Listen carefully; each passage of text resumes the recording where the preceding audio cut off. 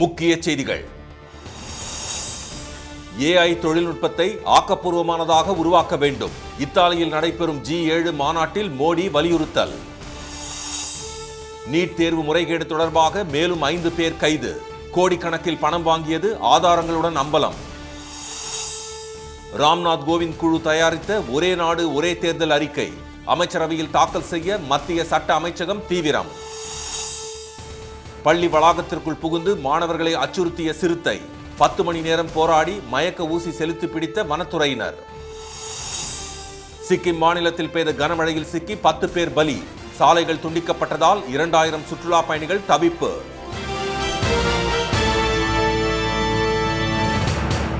வணக்கம்.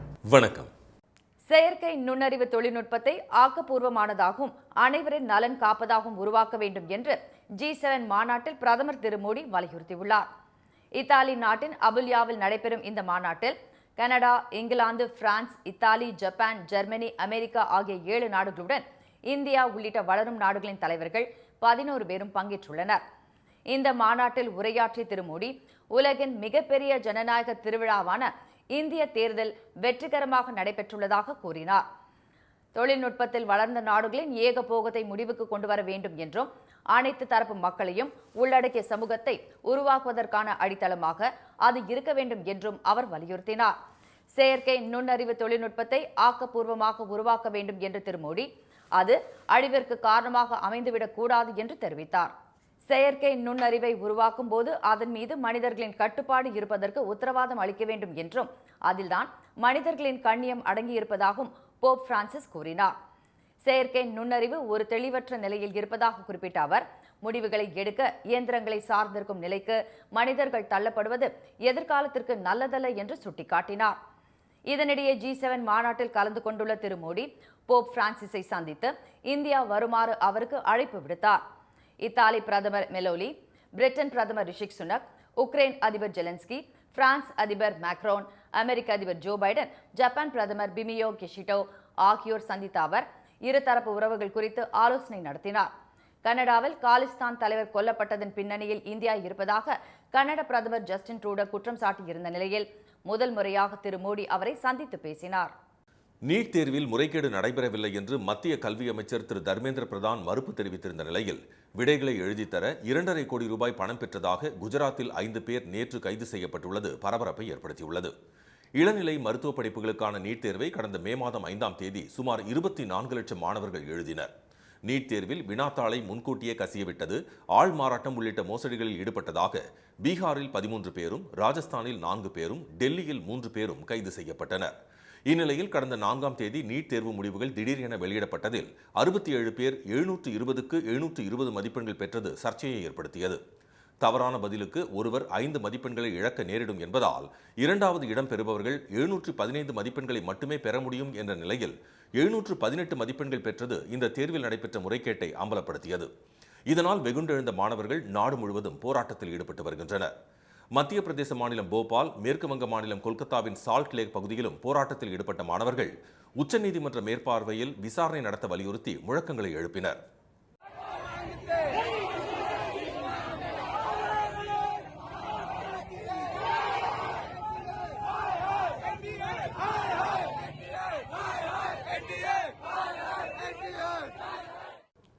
நீட் தேர்வு வினாத்தாள் கசிந்தது குறித்தும் கருணை மதிப்பெண் வழங்கியதில் நடந்த முறைகேடுகள் குறித்தும் சிபிஐ விசாரிக்க உத்தரவிடக் கோரி 7 உயர்நீதிமன்றங்களிலும் உச்சநீதிமன்றத்திலும் வழக்குகள் தொடரப்பட்டுள்ளன. இது தொடர்பான வழக்கை விசாரித்த உச்சநீதிமன்றம் மத்திய அரசும் தேசிய தேர்வு முகமையும் பதிலளிக்க உத்தரவிட்டுள்ளது. நீட் தேர்வு முறைகேடு தொடர்பாக திரு தர்மேந்திர பிரதானை சந்தித்த மாணவர்கள் உரிய நடவடிக்கை எடுக்குமாறு கோரிக்கை விடுத்தனர். அப்போது எந்த ஒரு மாணவருக்கும் பாதிப்பு ஏற்படாத வகையில் உரிய நடவடிக்கை எடுக்கப்படும் என்று அவர் உறுதியளித்தார். மேலும் வினாத்தாள் கசிவு உள்ளிட்ட எந்த முறைகேடும் நடைபெறவில்லை என்ற அவர் எதிர்க்கட்சிகள் இதனை அரசியலாக்குவதாக குற்றம் சாட்டினார். இந்நிலையில் குஜராத் மாநிலம் கோத்ராவில் நீட் தேர்வில் மிகப்பெரிய முறைகேடு நடைபெற்றுள்ளது அம்பலமாகியுள்ளது. ஒரு குறிப்பிட்ட தேர்வு மையத்தில் தேர்வு எழுதிய 27 மாணவர்களிடம் பதில் தெரியாத கேள்விகளை விட்டுவிடுமாறு இடைத்தரகர்கள் கூறியுள்ளனர். தேர்வு முடிந்த பிறகு அந்த கேள்விகளுக்கான பதிலை தேர்வு மைய கண்காணிப்பாளர் மூலம் நிரப்பி அனைவரையும் தேர்ச்சி அடைய வைக்க தலா 10 லட்சம் ரூபாய் பேரம் பேசப்பட்டுள்ளது. அதற்கான தொகையை பெற்றோர்களிடமிருந்து காசோலையாக பெறப்பட்டதற்கான ஆதாரங்களும் சிக்கியுள்ளன. இந்த மோசடியில் 2,30,00,000 ரூபாய் பணம் கைமாறியுள்ளது கண்டுபிடிக்கப்பட்டுள்ளது. முறைகேட்டில் ஈடுபட்டதாக பள்ளியின் தாளாளர், ஆசிரியர், கல்வி ஆலோசகர் உட்பட 5 பேர் கைது செய்யப்பட்ட நிலையில் மாணவர்களின் பெற்றோரிடமும் விசாரணை நடைபெற்று வருகிறது. ஒரே நாடு ஒரே தேர்தல் திட்ட அறிக்கையை அமைச்சரவையில் உடனடியாக தாக்கல் செய்ய மத்திய சட்ட அமைச்சகம் திட்டமிட்டுள்ளதாக தகவல்கள் வெளியாகியுள்ளன. ஒரே நாடு ஒரே தேர்தலை அமல்படுத்துவது குறித்து ஆய்ந்து அறிக்கை தாக்கல் செய்ய முன்னாள் குடியரசுத் தலைவர் திரு ராம்நாத் கோவிந்த் தலைமையில் உயர்மட்ட குழு ஒன்றை மத்திய அரசு அமைத்திருந்தது. இந்த குழுவின் அறிக்கை கடந்த மார்ச் மாதம் 15ஆம் தேதி குடியரசுத் தலைவர் திருமதி திரௌபதி முர்முவிடம் ஒப்படைக்கப்பட்டது. அதில் நாடாளுமன்ற, சட்டமன்ற தேர்தலை ஒரே கட்டமாக நடத்தவும், அடுத்த 100 நாட்களுக்குள் ஒருங்கிணைந்த உள்ளாட்சி தேர்தலை நாடு முழுவதும் நடத்த வேண்டும் என்றும் பரிந்துரைக்கப்பட்டுள்ளது. இந்த திட்டத்தை செயல்படுத்த அமல்படுத்தும் குழு ஒன்றை அமைக்க வேண்டும் என்றும் அதில் குறிப்பிடப்பட்டுள்ளது. ஒரே நாடு ஒரே தேர்தல் திட்டத்தை செயல்படுத்த அரசியலமைப்பு சட்டத்தில் 18 சட்ட திருத்தங்களை மேற்கொள்ள வேண்டும் என்றும், அதில் பெரும்பாலான சட்ட திருத்தத்திற்கு மாநில சட்டப்பேரவைகளின் ஒப்புதல் தேவையில்லை என்றும் தெரிவிக்கப்பட்டுள்ளது. ஆனால் அரசியலமைப்பு சட்டத்தில் திருத்தம் செய்ய நாடாளுமன்றத்தின் 2 அவைகளிலும் 3/2 பங்கு உறுப்பினர்களின் ஆதரவு தேவை என்றும் அதில் குறிப்பிடப்பட்டுள்ளது. நாடாளுமன்ற, சட்டமன்ற, உள்ளாட்சி தேர்தல்களுக்காக பொதுவான வாக்காளர் பட்டியல், வாக்காளர் அடையாள அட்டைகளை உருவாக்க வேண்டும் என தெரிவிக்கப்பட்டுள்ளது. இந்நிலையில் ஆட்சி அமைத்து 100 நாட்கள் நிகழ்ச்சி நிரல் பட்டியலில் ஒரே நாடு ஒரே தேர்தல் திட்ட அறிக்கை முடிந்த வரையில் சீக்கிரமாக சேர்க்க மத்திய சட்ட அமைச்சகம் முடிவு செய்துள்ளதாக தகவல்கள் வெளியாகியுள்ளன. அரசியலமைப்பு சட்டத்தில் திருத்தம் செய்ய நாடாளுமன்ற 2 அவைகளிலும் 3/2 பங்கு ஆதரவு தேவை என்ற நிலையில் மக்களவையில் எதிர்க்கட்சிகளிடம் 234 உறுப்பினர்கள் உள்ளதால் மத்திய அரசு சிக்கல்களை சந்திக்க நேரிடும். மேலும் நாடு முழுவதும் ஒரே வாக்காளர் பட்டியல், 3 வகை தேர்தலுக்கும் ஒரே வாக்காளர் அட்டை உள்ளிட்ட மாற்றங்களை செய்ய பாதிக்கும் அதிகமான சட்டமன்றங்களின் ஒப்புதலும் பெற வேண்டும் என்பதால் பாஜகவிற்கு சிக்கல் அதிகரித்துள்ளது. திருப்பத்தூரில் பள்ளி வளாகத்திற்குள் நுழைந்த சிறுத்தையை மயக்க ஊசி செலுத்தி வனத்துறையினர் பிடித்தனர். அந்த மாவட்ட ஆட்சியர் அலுவலகம் அருகேயுள்ள தனியார் பள்ளியில் நுழைந்த சிறுத்தை பள்ளியில் பெயிண்ட் அடித்துக் கொண்டிருந்தவரை தாக்கியது. இதில் படுகாயமடைந்த கோபால் என்பவர் திருப்பத்தூர் அரசு மருத்துவமனையில் சிகிச்சை பெற்று வருகிறார். சிறுத்தையின் அச்சத்தால் பள்ளி மாணவ மாணவிகள் அங்கிருந்து பத்திரமாக வெளியேற்றப்பட்டனர். பள்ளி வளாகத்தில் நுழைந்த சிறுத்தை பள்ளியின் சுற்றுச்சுவரை தாண்டி அருகில் உள்ள கார் ஷெட்டுக்குள் பதுங்கியது. இது தெரியாமல் காரை எடுக்கச் சென்ற 4 பேர் சிறுத்தை இருப்பதை பார்த்து காருக்குள் பதுங்கினர். தகவல் அறிந்து சென்ற தமிழக வனத்துறையினரும் காவல்துறையினரும் பல மணி நேரம் போராடி காருக்குள் இருந்தவர்களை பத்திரமாக மீட்டனர். போலீஸ் ஆஃபீஸர் வந்து ஹெல்ப் பண்ணாரு. நாங்கள் எல்லாருமே சேஃபாக மேலே வந்துட்டோம். ஒன்றும் பிரச்சனை இல்லை. ஒரு இடத்தில் இருக்காமல் அங்கும் இங்குமாய் போக்கு காட்டிய சிறுத்தைக்கு கால்நடை மருத்துவர்கள் மற்றும் வனத்துறையினரின் ஆலோசனையின் பேரில் மயக்க ஊசி செலுத்தப்பட்டது. 10 மணி நேர போராட்டத்திற்கு பிறகு சிறுத்தை பிடிபட்டதால் அந்த பகுதி மக்கள் நிம்மதியடைந்தனர்.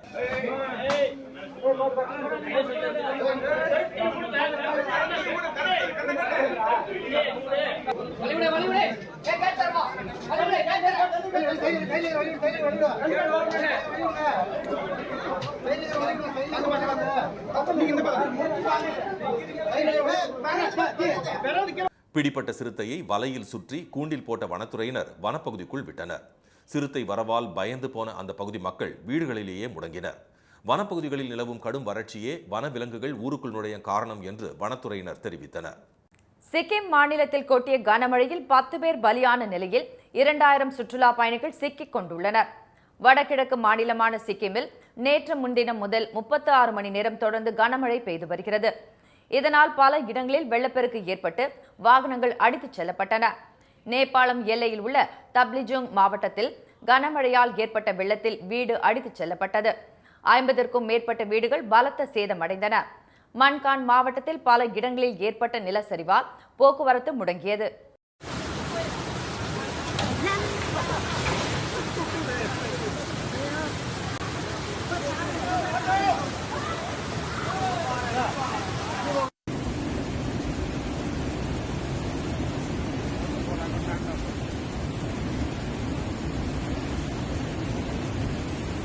நிலச்சரிவு ஏற்பட்டு வீடுகள் தரைமட்டமானதில் உறங்கிக் கொண்டிருந்த 4 பேர் பலியானார்கள்.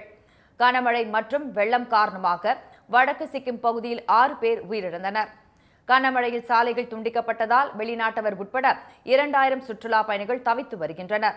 அவர்கள் பத்திரமாக உள்ளதாக தெரிவித்துள்ள மாவட்ட நிர்வாகம், மோசமான வானிலை மற்றும் சாலைகள் சேதமடைந்துள்ளதால் தற்போதைக்கு சுற்றுலா பயணிகளை மீட்பதில் சிரமம் ஏற்பட்டுள்ளதாக கூறியுள்ளது. கடந்த ஆண்டு பெய்த மேக வெடிப்பால் ஏற்பட்ட வெள்ளத்தில் சிக்கி 179 பேர் பலியானது குறிப்பிடத்தக்கது. சென்னை நாகர்கோவில் வந்தே பாரத் ரயில் சேவையை பிரதமர் திரு மோடி வரும் 20ஆம் தேதி சென்னையில் தொடங்கி வைக்கிறார். தமிழ்நாட்டில் ஏற்கனவே 6 வழித்தடங்களில் வந்தே பாரத் ரயில் இயக்கப்பட்டு வருகின்றன. சென்னை கோவை, சென்னை நெல்லை, சென்னை மைசூர், கோவை பெங்களூர், சென்னை விஜயவாடா உள்ளிட்ட வழித்தடங்களில் வந்தே பாரத் ரயில்கள் இயங்கி வருகின்றன. இந்நிலையில் சென்னை நாகர்கோவில் வந்தே பாரத் ரயில் சேவை தொடங்கப்பட உள்ளது. பிரதமராக 3வது முறை பதவியேற்ற பின் முதல் முறையாக தமிழ்நாடு வரும் திரு மோடி சென்னையில் சென்ட்ரல் ரயில் நிலையத்தில் நடைபெறும் நிகழ்ச்சியில் சென்னை நாகர்கோவில் வந்தே பாரத் ரயில் சேவையை கொடியசைத்து தொடங்கி வைக்கிறார். மேலும் சென்னையில் வந்தே பாரத் ரயில் பராமரிப்பு பணிமனைக்கு அவர் அடிக்கல் நாட்டுகிறார். ஆரல் வாய்மொழி நெல்லை இரட்டை ரயில் பாதையையும் நாகர்கோவில் டவுன் குமரி இரட்டை ரயில் பாதையையும் அவர் நாட்டுக்கு அர்ப்பணிக்கிறார். மதுரை பெங்களூரு வந்தே பாரத் ரயில் சேவையையும் திரு மோடி தொடங்கி வைக்கிறார். இந்த நிலையில் நாகர்கோவில் சென்னை எழும்பூர் இடையே இயங்க உள்ள வந்தே பாரத் ரயில் தோவாளை ரயில் நிலையத்தில் நிறுத்தி வைக்கப்பட்டுள்ளது. கல்லூரி சேர்க்கையை செப்டம்பர் 30ஆம் தேதிக்குள் ரத்து செய்யும் மாணவர்களுக்கு அவர்கள் செலுத்திய முழு கட்டணத்தையும் திருப்பி வழங்க வேண்டும் என பல்கலைக்கழக மானியக்குழு உத்தரவிட்டுள்ளது. பல்கலைக்கழக மானியக்குழு தலைவர் திரு மனிஷ் ஆர் ஜோஷி இது தொடர்பாக வெளியிட்டுள்ள அறிக்கையில், கல்லூரிகளில் சேர்ந்து குறிப்பிட்ட கால அவகாசத்திற்குள் சேர்க்கையை ரத்து செய்த மாணவர்களுக்கு உரிய விதிமுறைகளை பின்பற்றி அவர்கள் செலுத்திய கட்டணங்களை திருப்பி வழங்க வேண்டும் என தெரிவிக்கப்பட்டுள்ளது. ஆனால் சில கல்லூரிகள் இதனை முறையாக பின்பற்றுவதில்லை என புகார்கள் வந்துள்ளதாக அதில் கூறப்பட்டுள்ளது. பல்கலைக்கழக மானியக்குழு விதிப்படி கல்லூரி சேர்க்கையை செப்டம்பர் 30ஆம் தேதிக்குள் ரத்து செய்யும் மாணவர்களிடம் வசூலிக்கப்பட்ட முழு கட்டணத்தையும் கல்லூரிகள் திருப்பி தர வேண்டும் என தெரிவிக்கப்பட்டுள்ளது. அதேபோல் அக்டோபர் 31ஆம் தேதிக்குள் ரத்து செய்தால் சேர்க்கை பணிகளுக்காக அவர்களிடம் 1000 ரூபாய் மட்டும் வசூலிக்கலாம் என்றும், அதற்கு பின்பு சேர்க்கையை ரத்து செய்யும் மாணவர்களுக்கு குறிப்பிட்ட காலத்திற்கான கட்டணத்தை பிடித்தம் செய்து கொள்ளலாம் என்றும் கூறப்பட்டுள்ளது. பல்கலைக்கழக மானியக்குழுவால் அங்கீகரிக்கப்பட்ட ஒவ்வொரு கல்வி நிறுவனத்திற்கும் இந்த உத்தரவு பொருந்தும் என்றும், எக்காரணத்தை கொண்டும் முழு கல்வியாண்டு அல்லது நடப்பு பருவத்திற்கான கட்டணங்களை பிடித்தம் செய்யக்கூடாது என்றும் அதில் தெரிவிக்கப்பட்டுள்ளது. பல்கலைக்கழக மானியக்குழுவின் உத்தரவை கல்லூரிகள் அனைத்தும் கண்டிப்பாக பின்பற்ற வேண்டும் என்றும், தவறும் பட்சத்தில் விதிகளின்படி கடும் நடவடிக்கைகள் எடுக்கப்படும் என்றும் அதில் கூறப்பட்டுள்ளது. ஆனால் கல்லூரி நிர்வாகங்களோ படிப்பை மாணவர்கள் பாதியில் ரத்து செய்தால் எஞ்சிய ஆண்டுகளுக்கான முழு கட்டணத்தையும் செலுத்தினால்தான் +2 சான்றிதழ்களை திருப்பி வழங்கி வருவதாக குற்றச்சாட்டு எழுந்துள்ளது. காவிரியில் 9 TMC தண்ணீரை திறந்துவிட வேண்டும் என காவிரி ஒழுங்காற்றுக்குழு கூட்டத்தில் தமிழ்நாடு அரசு வலியுறுத்தியுள்ளது. டெல்லியில் உள்ள காவிரி மேலாண்மை ஆணைய அலுவலகத்தில் காவிரி ஒழுங்காற்றுக்குழுவின் 97வது கூட்டம் நேற்று நடைபெற்றது. குழுவின் தலைவர் திரு வினீத் குப்தா தலைமையில் நடைபெற்ற இந்த கூட்டத்தில் தமிழ்நாடு அரசின் உறுப்பினரும் நீர்வள ஆதாரத்துறை திருச்சி மண்டல தலைமை பொறியாளருமான திரு M. சுப்பிரமணியம் பங்கேற்றார்.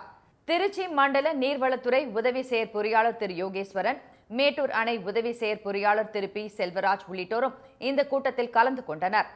கூட்டத்தில் பேசிய திரு M. சுப்பிரமணியம், தமிழ்நாட்டிற்கு காவிரியில் ஜூன் மாதத்திற்கான 9 TMC தண்ணீரை திறந்துவிட வேண்டும் என வலியுறுத்தினார். கோவையில் சர்வதேச கிரிக்கெட் மைதானம் அமைப்பதற்கான சாத்தியக்கூறுகளை தமிழ்நாடு விளையாட்டு மற்றும் இளைஞர் நலத்துறை அமைச்சர் திரு உதயநிதி ஆய்வு செய்தார்.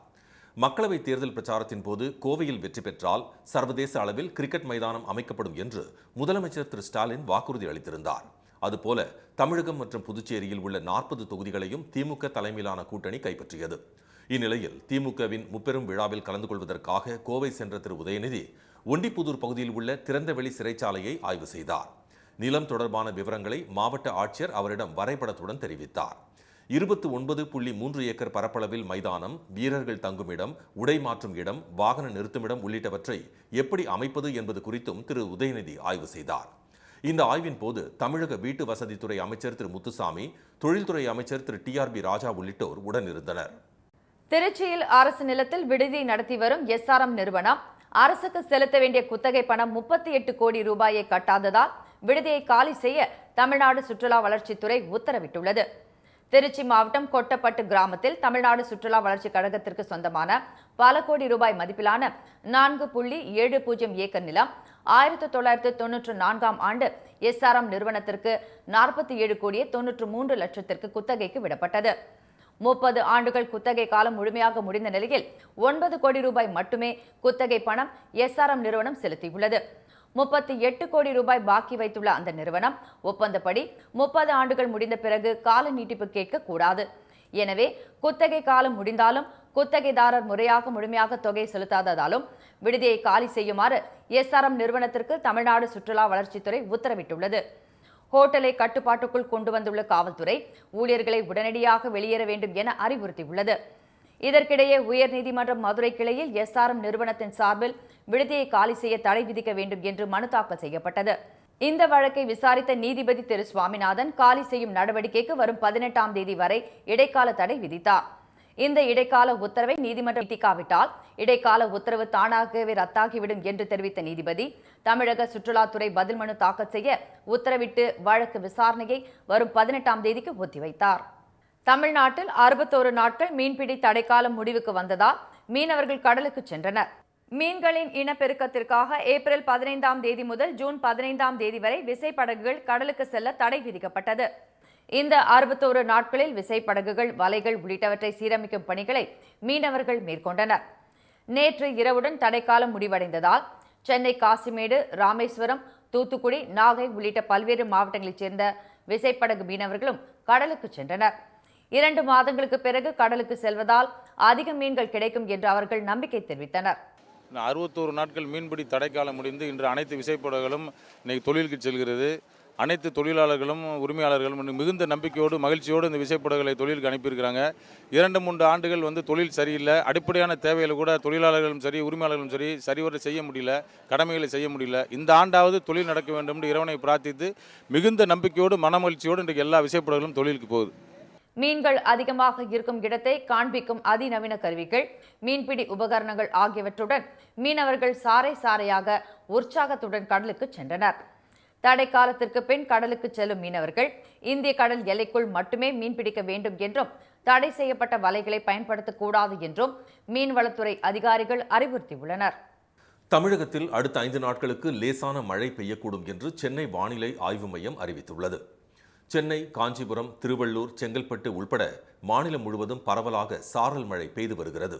இதற்கிடையே தென்னிந்திய பகுதிகளின் மேல் நிலவும் வளிமண்டல மேலடுக்கு சுழற்சி காரணமாக தமிழகம், புதுச்சேரி, காரைக்கால் பகுதிகளில் ஓரிரு இடங்களில் இன்று முதல் வரும் 20ஆம் தேதி வரை லேசான மழை பெய்யும் என்று சென்னை வானிலை ஆய்வு மையம் அறிவித்துள்ளது. சென்னை மற்றும் புறநகர் பகுதிகளில் வானம் மேகமூட்டத்துடன் காணப்படும் என்றும் ஒரு சில இடங்களில் மிதமான மழை பெய்யக்கூடும் என்றும் ஆய்வு மையம் தெரிவித்துள்ளது.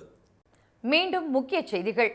செயற்கை நுண்ணறிவு தொழில்நுட்பத்தை ஆக்கப்பூர்வமானதாகவும் அனைவரின் நலன் காப்பதாகவும் உருவாக்க வேண்டும் என்று G7 மாநாட்டில் பிரதமர் மோடி வலியுறுத்தியுள்ளார். நீட் தேர்வு எழுத 2.5 கோடி ரூபாய் பணம் பெற்றதாக குஜராத்தில் 5 பேர் கைது செய்யப்பட்டுள்ளது பரபரப்பை ஏற்படுத்தியுள்ளது. திருப்பத்தூரில் பள்ளி வளாகத்திற்குள் நுழைந்த சிறுத்தையை மயக்க ஊசி செலுத்தி வனத்துறையினர் பிடித்தனர். இத்துடன் இந்த செய்திகள் நிறைவடைந்தன. மீண்டும் சன் டிவியில் செய்திகள் மாலை 6 மணிக்கு. செய்திகளை உடனுக்குடன் தெரிந்து கொள்ள சன் நியூஸ் தொலைக்காட்சியை பாருங்கள். வணக்கம்.